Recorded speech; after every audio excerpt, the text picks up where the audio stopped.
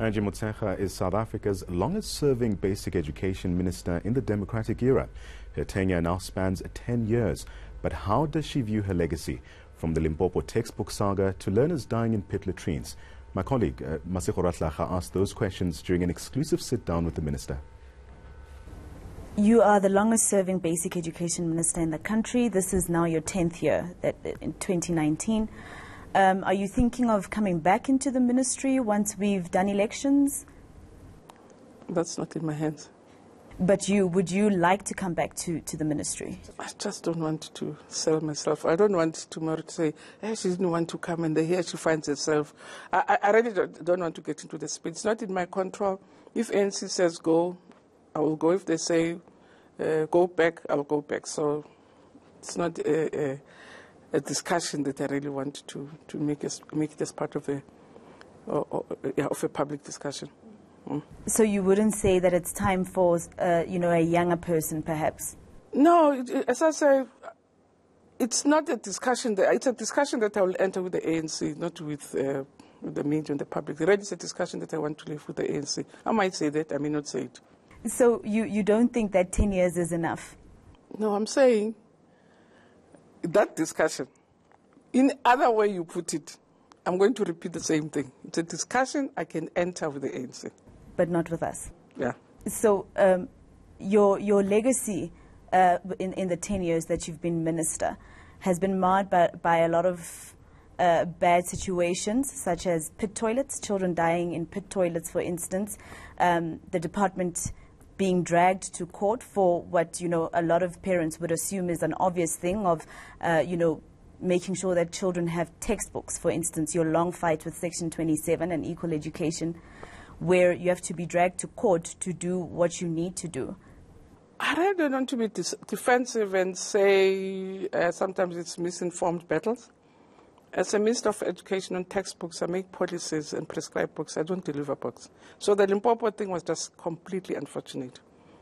Even now, I don't know why journalists are not asking if books are not, say in a province that we don't run, like Western Cape, if books are not there, it's not the minister. The budget for buying books goes to provinces. So if books have not arrived in schools, people who have the responsibility to buy have to be held accountable. It's just that it was just tiring to be saying to media, it's not my responsibility. I just thought they would know, but unfortunately they didn't know that it's not my responsibility. When Section 27 went up and down the streets, and it's their work, I think that's how they make a living, to really look at where the faults are and get to that.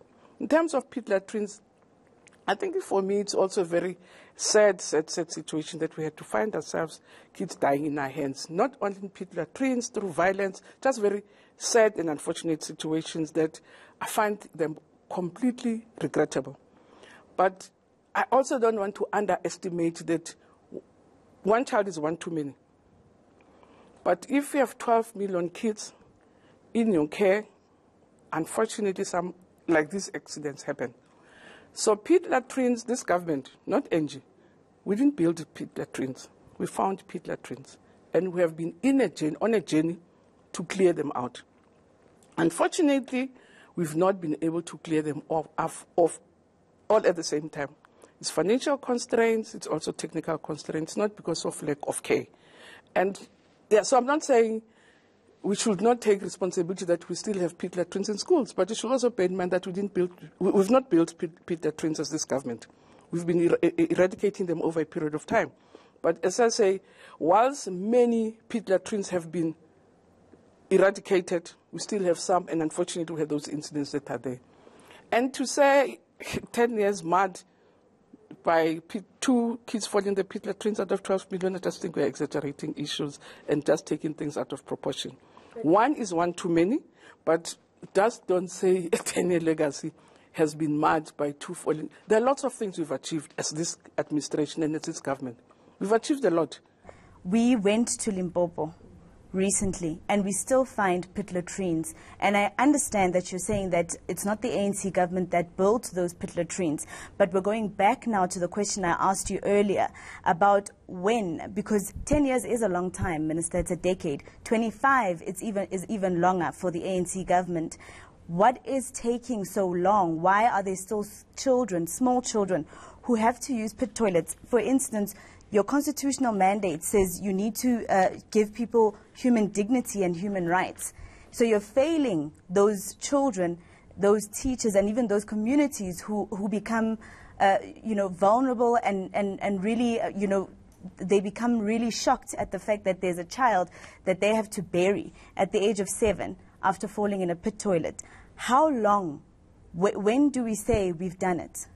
It can never be not our history. We're never going to reach a state to say it's not our history, right? Because as I say, we inherited them, so it's going to be our history. So our history is going to remain there with us forever. But even again, unless you want me to lie to say in 10 years South Africa will be perfect, I'm not going to lie to you.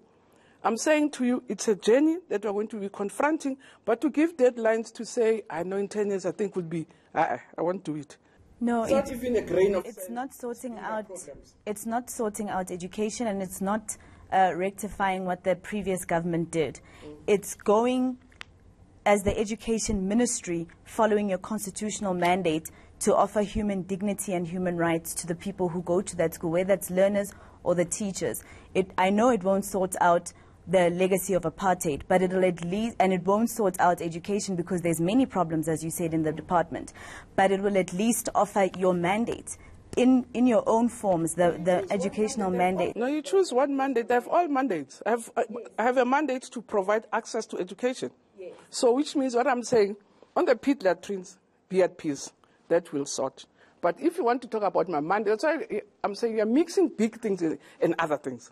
My mandate is bigger than toilets or that dignity. With the financial part of it, provincially and nationally, education is one of the 2 departments that get the biggest chunk in the budget.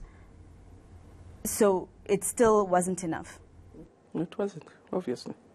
That's why we had to, what we've done, we've reprioritized budget, we had to get a special budget, we had to go fundraising to get the private sector to help us. It was, even when the president said, please eradicate, we didn't have money in the budget. All right. So, Minister, when it comes to the infrastructure at schools, well, first of all, you were saying that, one of the other parts of your mandate is to offer quality education to all.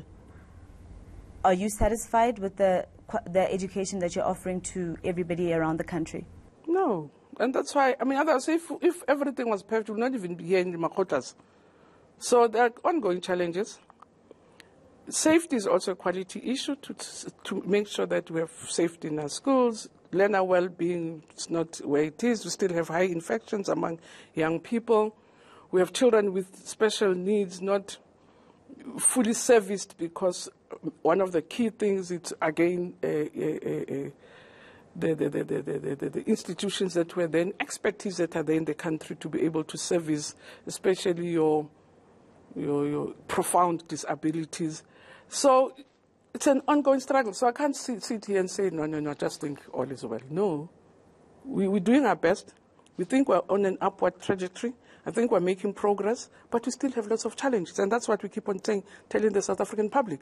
So we have to wrap up, Minister. And I just wanted to ask you basically by when, what I'm saying is, when does the country come back and say and hold a government accountable when it comes to infrastructure at schools that are existing already, that have had problems and that have already voiced out their grievances, whether it's parents, communities, or the teachers themselves?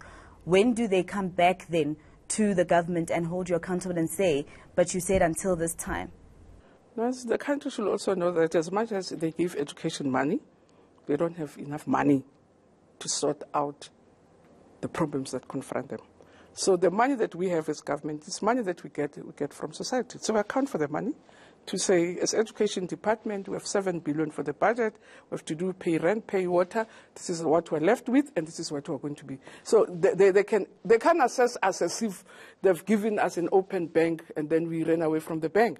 There are also material conditions. So the committee itself has to take responsibility for the fact that together with them, we're dealing with the legacy of apartheid. It's very stubborn. It's creating sometimes new problems. And with them, we have to walk the path to say, how do we deal with it?